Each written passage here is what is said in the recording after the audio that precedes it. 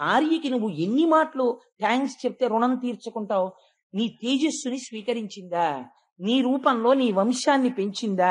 నువ్వు ధర్మానుష్ఠానమనందుంటే నీకు అన్నం వండి పెట్టిందా? నీ కోసం ఇంటి పేరు వదిలిందా? నీ కోసం గోత్రం వదిలిందా? ఇది చెప్పేవాడు లేడా? రామాయణం అక్కర్లేదా? భాగవతం అక్కర్లేదా? దిక్కుమాలిన సీరియల్స్ అన్ని కావలసి వచ్చాయా? పనికిమాలిన వాళ్ళు రాసినవన్నీ పెద్ద పెద్ద విశేషాలు అయ్యాయా?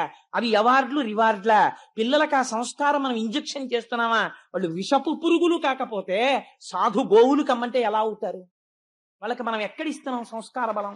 సంస్కార బలం అందిస్తే వాళ్ళు సంస్కారవంతులు అవుతారు. అందించకుండా సంస్కార బలం పొందమంటే వాళ్ళు ఎక్కడి నుంచి పొందుతారు? శ్రీమన్నారాయణుడి గురించి నేను తపస్సు చేస్తాను, చేసి ఆ స్వామి అనుగ్రహాన్ని పొందుతాను. పిల్లవాడి తిక్కని దేని కింద మారుస్తోందో చూడండి. ఈ కౌశలం తల్లికి ఉండాలి. తల్లి వాళ్ళ మీద నేరాలు వీళ్ళ మీద నేరాలు పిల్లలకి నేర్పితే సంస్కార బలం రమ్మంటే ఎక్కడి నుంచి వస్తుందండి? తల్లి ముందు గొప్ప గొప్ప సంఘటనలు నేర్చుకుని ఒక పెరుగన్నం పెడుతూ, ఒక మహాత్మా గాంధీ గారి జీవితంలో ఎప్పుడు మారారో ఆయన ఆటోబయోగ్రఫీలోంచి, తండ్రి ఆఖరణ నోటి వెంట మాట్లాడలేక మృత్యువులోకి వెళ్ళిపోతున్నప్పుడు కన్నుల వెంట కారిన నీటి బిందువులు గాంధీ గారిని మార్చాయి. ఎంతమంది తల్లిదండ్రులు ఇవ్వాలి అటువంటి సంఘటనలు పిల్లల్ని కూర్చోపెట్టుకుని చెప్తున్నారు. వాకాటి పాండురంగారావు గారు మహానుభావుడు దిక్సూచి అని వ్యాసాలు రాశాడు.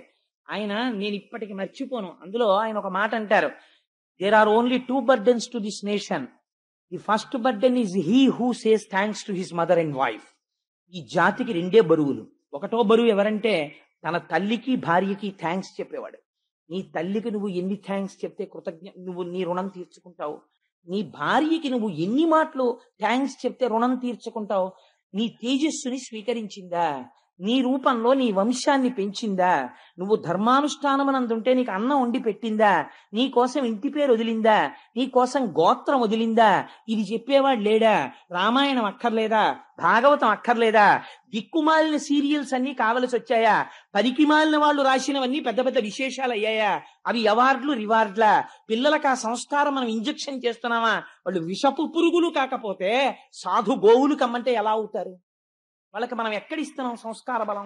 సంస్కార బలం అందిస్తే వాళ్ళు సంస్కారవంతులు అవుతారు.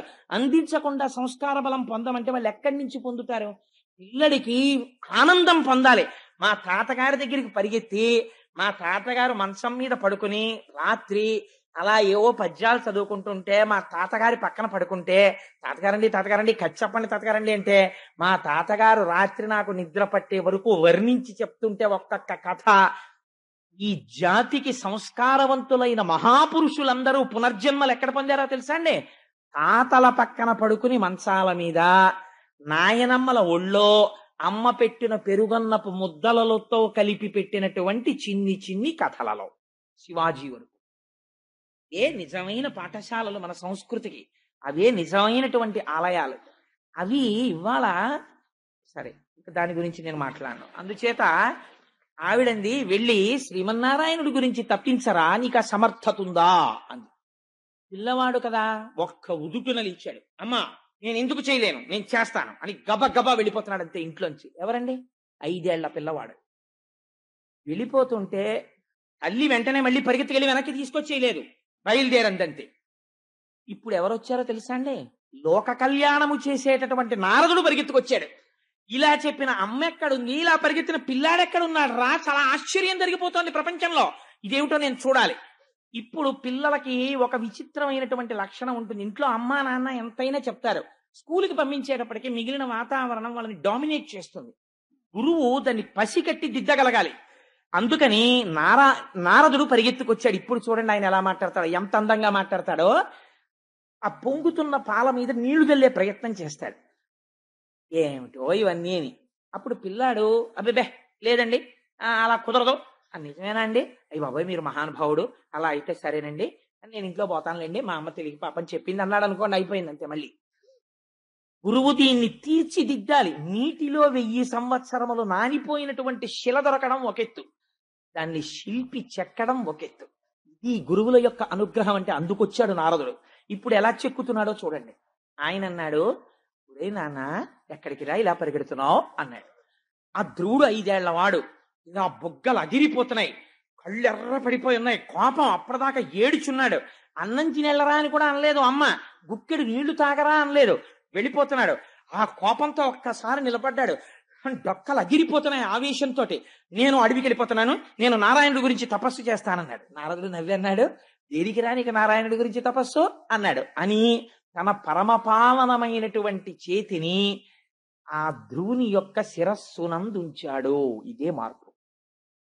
ధ్రువు తనంత తాను సంకల్పించి ఎప్పుడు శిష్యుడి పట్ల అపారమైన వాత్సల్యంతో ఆయన మూర్ధన్య స్థానమునందు చెయ్యి పెడతాడో అప్పుడు గురువులో ఉండేటటువంటి అనుగ్రహము శిష్యుడిలోకి ప్రసరణ జరుగుతుంది. ఈ బుద్ధి నీకు నిలబడుగాక. ఇలా పరిగెత్తిన పిల్లలు లేరు. ఆటల కోసం పరిగెత్తారు, పాటల కోసం పరిగెత్తారు, నారాయణుడి కోసం పరిగెడుతున్నావు. నువ్వు ఒక కొత్త చరిత్రని ఆవిష్కరించాలిరా అని తలపేద చెయ్యి పెట్టాడు. అంతే. ఆయన అన్నాడు, నేను అడవికి ఎందుకు వెళ్తున్నానో తెలుసా? నారాయణుడి కోసం వెళ్తున్నాను. ఏం చేస్తావు నారాయణుడి కనపడితే అన్నాడు. నోటికి తెలిస్తే కదా ఏం కోరాలో. అన్నిటికన్నా చాలా పెద్ద పదవి కోరుతానన్నాడు. పిల్లలు చూడండి, ఒరే మీ నాన్నగారు కలెక్టర్ గారు రా, మీ బాబాయ్ గారు సూపరింటెండెంట్ రా, ఇంకొక ఆయన ప్రొఫెసర్ రా, నువ్వేమవుతావు?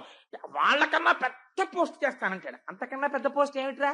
ఏమో నాకు తెలియదు, కానీ నేను ఇంకా పెద్ద చేస్తానంటాడు. అలా ఆ పిల్లాడి మాటల్ని యథాతథంగా తీసుకొచ్చేసిందండి భాగవతం. ఆయన అన్నాడు, నేను చాలా పెద్ద పదవికి వెళ్ళిపోతానన్నాడు. ఏం పెద్ద పదవికి వెళ్ళిపోతావురా అన్నాడు నారదుడు. ఏమో నన్ను అడక్కండి, ఆయనకి తెలుసు ఏం పెద్ద పదవి ఇవ్వాలో. ముందు నేను ఆయన్ని చూడాలి, ఆయన దగ్గర మాట్లాడాలి. మా అమ్మ చెప్పింది ఆయన ఇవ్వగలడని. మా నాన్న తొడ మీద ఎక్కద్దంది కదా మా పిన్ని. నేను ఇప్పుడు ఆయన గురించి తపస్సు చేస్తాను, ఆయన వస్తారు. వచ్చింది ఇది నమ్మకం. మా ఇంట్లో ఉన్న విగ్రహం అంటే ఎక్కడ కనపడతాడండి? ఈశ్వరుడు ఉన్నాడు, ఎందుకు కనపడాడు అన్నవాడికి కనపడతాడు. కదిలిపోతాడంతే పరమాత్మ. కనపడతాడు, ఆయన వస్తాడు. నేను ఆయన గురించి కూర్చుంటాను, ఆయన గురించి నామని చెప్పుకుంటాను. వస్తాడు. ఏం తెలుసు వీడికి తపస్సు అంటే తెలుసా? స్వాధ్యాయం తెలుసా? ఉపనిషత్తు తెలుసా? ఏం తెలుసు? ఆయన వస్తాడు. వచ్చిన తర్వాత నాకు మా నాన్న తొడ మీదకి ఎక్కనివ్వలేదు కదా, నేను స్వామిని అడుగుతాను, నాకు పెద్ద పదవి కావాలి స్వామి అంటాను. పెద్ద పదవి ఇస్తాడు. అప్పుడు తిరిగి వస్తాను. అప్పుడు మా పిన్ని మా నాన్న వాళ్ళందరూ చూసి, ఒరే ఎంత పెద్ద పదవి పొందావురా అంటారు. మా అమ్మ చూసి, నాన్న నా మాట విన్నావు, ఎంత పెద్ద పదవి పొందావు అంటుంది. అందుకు వెళ్తున్నాను. నారదుడు నవ్వి అన్నాడు, అసలు నువ్వు పొందేది ఏమిటో నీకు తెలీదా? పెద్ద పదవి పొందుతావా, అందుకు వెళ్ళిపోతున్నావా? సరేలే కానీ నేను ఒకటి చెప్పనా? ఇలా నారాయణుడి కోసం వెళ్ళిన వాళ్ళు చాలా మంది ఉన్నారు. ఎవరు వెళ్ళారో తెలుసా? ఇంద్రియములను జయించే ప్రయత్నం చేసి వెళ్ళి కూర్చుని తపస్సు చేసి రాత్రింబవళ్ళు బొటనవేలు మీద నిలబడి తపస్సు చేసిన వాళ్ళకి శ్రీమన్నారాయణ దర్శనం అవ్వలేదు. అంతంత కష్టాలు పడ్డ వాళ్ళకి. నువ్వు పిల్లవాడివిరా, నీకు తెలియదు, ఇంకా నీకు తిక్కొచ్చిందంటే దీన్ని తిక్కంటారు. పిల్లవాడివి, నీకు మానవమానాలు ఏమిట్రా? నీకు నేను ఒక పెద్ద సూత్రం చెప్తాను నాన్న. ఆ సూత్రం మనసులో పెట్టుకుంటే నీకు మనస్సునందు కలిగినటువంటి ఖేదము పోతుంది. పోయి నీకు మనస్సు శాంతిగా ఉంటుంది. ఏమిటో చెప్పనా? సుఖము దుఃఖము ఈ రెండూ కూడా మనస్సుకి సంబంధించినవి. మనస్సు ఇష్టపడితే సుఖంలా కనపడుతుంది. ఆయనకి బాగా స్నేహితుడు, ఆయన ఏదైనా పరిహాసం ఆడుతూ మీరు ఎప్పుడు ఇంతేనండి అని ఏమన్నా అన్నాడు అనుకోండి, అంటే చాలా సంతోషంగా ఉంటుంది. ఎందుకంటే మంచి స్నేహితుడు అంటున్నాడు, ఒప్పుకుంటాడు. అదే ఇష్టం లేనివాడు అన్నాడు అనుకోండి, చాలా కోపం వచ్చేస్తుంది. ఎందుకంటే ప్రధానం ఆయన అంటే ఇష్టం లేదు. సుఖ దుఃఖములకు కారణము మనస్సు. కాబట్టి ఇవి రెండు ద్వంద్వములు. ఆ రెండింటినీ సమానంగా తీసుకున్నావనుకో, భగవంతుడి పాదాలు పట్టుకుని నువ్వు వివేక బుద్ధి కలిగిన వాడవు అని పెద్దలు అంటారు.